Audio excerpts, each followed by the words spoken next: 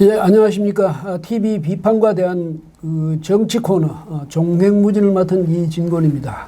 오늘은 우선 이제 김정숙 여사 있지 않습니까? 문재인 대통령의 부인 김정숙 여사 청주 버스터미널 무슨 뭐 스캔들이랄까 이 문제를 좀 또 한번 짚어보고 그 다음에 검찰 인사 학살 인사 또 여기 대해서 또 하나는 이제 이 문희상 국회의장이죠. 그분이 아들을 기어이 자신의 이제 지역구에다가 아들을 출마시키겠다 이런 의지를 보였다가 지금 이제 아마 좌절되는 것 같은 분위기인데 이런 걸 주제로 해서 이용구 전 중앙대 총장님이시고요. 지금은 TV 비판과 대한 대표를 맡고 계십니다.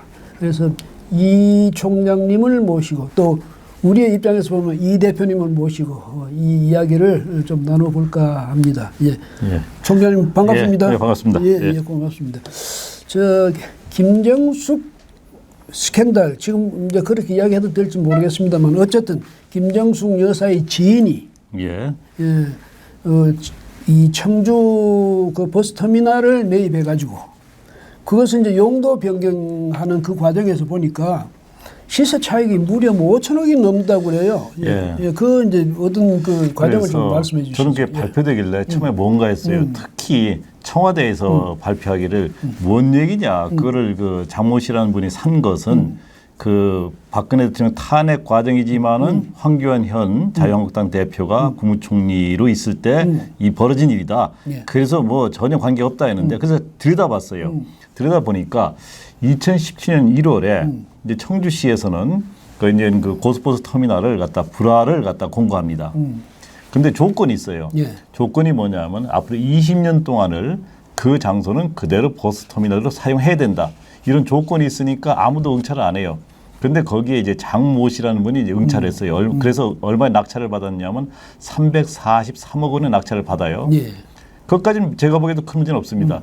근데 그런 이후에 이제 4개월쯤 지나서 그때가 되면 이제 문재인 대통령이 이제 대통령 당선된 뒤쯤 됩니다. 그 사람이 이제 청주시에다가 그 용도 변경을 신청을 해요. 용도 변경 신청했는데 사실 그러한 중요한 부지의 용도 변경은 그렇게 쉽게 허가가 안 납니다. 근데 용도 변경이 그 시청에서 어떻게 했냐면은 그 터미널 현대화 산업 사업을 제한한다 해가면서 용도 변경인데 용도 변경 신청이 3개월 만에 그냥 허가가 나버려요. 어떻게 나왔냐면 50층 이상의 주상 복합 쇼핑몰을 개발하도록 이렇게 허가가 납니다. 그래서 시세 차익이 5천억 이상이 나는데 그래서 이제 일부 사람들이 이제 감사원에다 감사 청구를 했어요. 어떻게 했냐면 아니 그렇게 용도 변경이 될 줄 알았으면은 나도 그 응찰을 했을 거다. 그런데 20년 동안 묶여야 된다 해놓고 나서 바로 몇 개월 지나지 않아서 그렇게 용도 변경을 해줘 버리면은 그러면 그건 특혜가 아니냐 했더니 감사원에서는 그냥 무혐의 처리해 버렸어요. 그래서 이제 이게 이슈가 되기 시작한 건데 근데 더욱 이무한 거는 이게 장모 씨라는 분하고의 김정숙 여사하고의 관계입니다. 그분이 아마 7월 달인가 그 2017년도 이제 5월 10일 날 이제 대통령이 취임하지 않았어요? 근데 7월 달인가에 그 청주 지역에 큰 홍수가 났어요. 김정숙 여사가 가서 그릇 싣고 하는 거 아마 저도 본 기억이 납니다만은. 그런 뒤에 이 장모 씨라는 사람이 병원에 입원해 있었는데 김정숙 여사가 거기에 문병을 갔다는 겁니다. 얼마나 큰 사건입니까? 사실상 우 위원장님께서는 문병 그렇게 쉽게 가시나요? 이렇게 아주 그리고 또 사실은 대통령 부인이면 쉽게 문병을 아무렇게나 갈 수도 없죠. 왜냐하면 그 사회적인 이제 눈도 있고 하니까 그 내가 대통령 부인의 저 하나하나 발걸음 하나하나는 이유가 있어야 되거든요. 그렇죠. 그런 점에서는 굉장히 그냥 지인 정도가 아니네요. 그 지인 정도는 아니랍니다. 그래서 어떻게 했냐면은 그분이 바로 자유총연맹의 부총재인데 자유총연맹의 회장이 누구냐면 박종환이라는 분인데 그분은 문재인 대통령하고 또 그 대학 그 동문이랍니다. 그러고부터 그분하고 친하고 그래서 아마 박종환 회장하고 김정숙 여사하고 둘이가 이제 문명 같은 모양인데 그렇다 그러면은 이 관계가 보통 관계가 아니라는 거거든요. 그렇기 때문에 이 모든 과정으로 보건대 특히 이게 발표되자마자 청와대에서는 뭐 그냥 관계가 없다라고 언론 브리핑도 하고 그랬는데 그렇게 크게 야단치는 거 보니까 여기는 분명히 뭔가 어떤 흑막이 있다고 생각이 됩니다. 이거 아마 하나의 스캔들로 해가지고 그게 발표가 돼야 될, 좀 조사가 돼야 될 이러한 사건이라고 생각이 됩니다. 근데요, 만약 그렇다면 이게 전혀 사실 무근이다 이러면 그 사람들 고소 고발 좋아하잖아요. 예, 예. 그럼 자기들이 법에 호소해 이제 법적인 대응을 해야 될 거 아닙니까? 예. 왜냐하면 왜 이런 말씀드리냐면 이 곽상도 의원이 자유한국당 의원이 이걸 이제 이야기했잖아요. 맞습니다, 했는데 맞습니다. 곽상도 의원이 또 무슨 얘기를 했냐면 그 문재인 대통령의 딸 예. 다혜 씨의 다혜. 그 아들 그러니까 문 대통령 외손자가 그렇죠. 예. 방콕에서 국제학교에 다니는데 그 연간 4,300만 원씩의 예, 학비가 든다고 그렇죠. 그랬거든요. 예, 예. 그랬더니 문다혜 씨가 뭐라 했냐면 이거는 완전 거짓말이다. 그러니까 나는 법적 대응을 하겠다고 했단 말이죠. 예. 이렇게 큰 사건 같으면 청와대가 좋아하는 법적 대응 왜 안 합니까? 한다고 했으니까 하겠죠. 뭐 해서 이거는 명명백백히 정확하게 실상이 드러나야 되는 하나의 큰 이번에 선거에도 영향을 미칠 수 있는 큰 사건이 됩니다. 그러니까 법적 대응이 왜 필요하다고 우리 국민들도 생각하냐면 그렇게 해야 지금 말씀하신 대로 예. 명명백백하게 그 실체적 진실이 드러날 수 있거든요. 그렇습니다. 그러니까 이건 이제 이 김정숙 여사한테도 또 그 문다희 씨한테도 우리가 반드시 이것은 법적 대응하세요. 이렇게 우리 국민들로서도 예. 그래가면서 유권자들께서도 이런 거를 확실히 보고 이번 투표에 임해야 됩니다. 예. 그리고 이제 이름저문 아마 청와대에서 이제 법적 대응을 아주 좋아하시는 분들이니까 법적 대응을 하리라고 보고. 예. 왜냐하면 최강욱 공직기관 비서관이 뭐라고 했습니까? 윤석열이 각오해 공수처만 되면 가만 안 둘 거야 이랬거든. 예, 그렇습니다. 법적 대응하겠다고 이야기했으니까 예. 이렇게 청와대는 법적 대응 좋아하시는 분들이니까 반드시 법적 대응을 해주시길 바라고. 그다음에 또 하나가 이제 이야기가 나왔으니까 이 검찰 학살 인사라고 그러고 하죠. 이 인사에 대해서 좀 이 대표님이 이제 좀 분석을 좀 해주시면 이제 좋겠네요. 추미애 장관이 연초 신년 첫날 이제 문재인 대통령이 이제 임명을 했지 않았어요. 네. 취임하자마자 검찰 대학살을 2번에 걸쳐서 했는데요. 어디 언론 평을 보니까 1차 검사장 인사 고위직 인사가 있었습니다. 1월 8일에 여기서 윤석열 검찰총장이 그 손발을 잘랐다고 그래요. 그런데 2차 중간 간부 인사가 이제 1월 23일 날 이제 있었는데요. 여기서는 이미 손발이 아니라 팔과 다리를 잘랐다는 편이 있어요. 그래서 윤 총장께서는 사실은 뭐냐면 현재 여러 가지 현 정부 청와대 관련되는 큰 사건들을 수사하고 있잖아요. 이 수사팀이 수사 끝날 때까지는 좀 유임해달라고 부탁을 했는데도 불구하고 그 완전히 무시한 뒤에 아주 대대적인 검찰 인사를 했습니다. 심지어 얼마나 했냐면은 전체 검사 숫자가 한 2,200명 여명 될 거예요. 근데 그 중에서 759명을 인사 조치를 했어요. 3분의 1 이상입니다. 엄청납니다. 그렇게 인사를 해가면서 이제 국민들 보기에는 현재 이제 청와대 또는 여러 가지 정부 고위층을 상대로 하는 그러한 수사를 방해할 목적이 아니냐 이렇게 의심을 하고 있습니다. 수사 방해적인 요소가 분명히 있죠. 왜냐하면 수사팀을 그렇죠. 수사팀도 그렇게 뒤섞어버리고 또 수사를 지휘하는 사람 간부들도 중간 그렇죠. 간부들도 그렇게 다 바꿔버렸으니까 이건 이제 만약에 이 입장이 바꿨다면 지금 문재인 정권 측 사람들은 이걸 명백한 옛날 박근혜 정부 시절이라면 명백한 수사 방해를 하고 주장을 하겠네요. 그렇죠. 그래가면서 요즘 언론에 잘 보도되지는 않는데 또 민감한 사항이기도 합니다. 우리나라는 사실은 이 좁은 나라에 영호남이 어디가 있고 기호지방이 어디 있고 지역 이런 게 무슨 의미가 있습니까? 많은 사실은 지역색이 있는 건 사실이거든요. 그렇기 때문에 과거에는 주요 보직 자리를 인사할 때 지역을 어느 정도는 고려를 했습니다. 즉 한쪽에 편중되지 않도록. 그런데 이번 검찰 인사를 보면은 정말로 문재인 정부가 국민을 무시하는 아나무인적 지역 편중 인사를 했어요. 구체적으로 보면은 검찰에 보면은 검찰총장이 있고 그 밑에 빅4 자리가 있어요. 4자리에 중요한 자리가 있거든요. 그 인사를 하나하나 보면은 서울중앙지검이 있는데요. 거기에 이성윤 신임 검사장은 정부 고창 출신이고 법무부와 검찰 간 업무를 조율하는 중요한 자리죠. 조남관 신임 검찰국장은 전북 전주 출신입니다. 그리고 심재철 신임 대검찰청 반부패 강력부장 중요한 자리죠. 여기는 전북 완주 출신이고 배용원 신임 대검 공공수사부장은 전남 순천 출신입니다. 아, 즉 예. 호남 지역 출신이 네. 그중에 전북이 셋, 전남이 하나 네. 이렇게 4명인데요. 아까 말씀하신 최강욱 그 청와대 공직기관 그 비서관이죠. 예, 예. 이 사람도 전북 그 출신 아닙니까? 그리고 또 하나 김호수 현 법무부 차관도 전남 영광 출신입니다. 예. 즉 그 검찰의 전부 요직을 호남 출신 인사들을 완전히 장악을 했는데 이렇게 편중 인사를 한 적은 역대 없습니다. 정말 아나무인입니다. 그러니까 이렇게 인사를 했을 때 우연히 하다 보니까 호남 출신 사람들이 그 요직을 다 차지했다, 우연히 차지했다 이렇게 볼 수도 있고, 또 하나는 어떤 배경이 있어서 그렇게 의도적으로 그렇게 인사를 그렇게 만들었을 거다, 구도를 그렇게 볼 수도 있는데, 누구나 국민들이 되게 볼 때는 뭔가 배경이 있지 않느냐, 이렇게 볼 수가 있겠네. 그런데요, 과거엔 이렇게 하려 그러다가도 한쪽으로 치우쳤네. 그럼 일부러 조정을 해서 그 이렇게 하지 않고 지역 안배를 어느 정도는 합니다. 예, 예. 이렇게까지 아나무인으로 그래가면서 현 정부가 얼마나 국민을 무시하느냐를 생각하면, 유권자 입장 생각해보면요, 이제는 총선이 이제 80일도 안 남았습니다. 예, 예. 그렇기 때문에 총선하고 모든 게 연결될 수밖에 없는데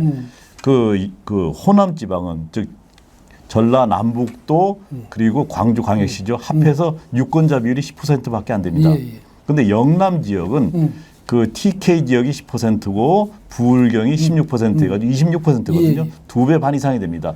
이런 상황에서도 뭐 그럼 뭐 그 선거 마음대로 해라. 이렇게 그 아나무위로 하는 것처럼 보입니다. 참으로 큰일 났습니다. 그러니까 검찰 자체가 지금 선거할 때 그 공정성이라든지 이런 걸 감시하는 그 기관 아닙니까? 예, 그렇죠. 예. 이런 기관이니까 무시무시한 기관인데, 예.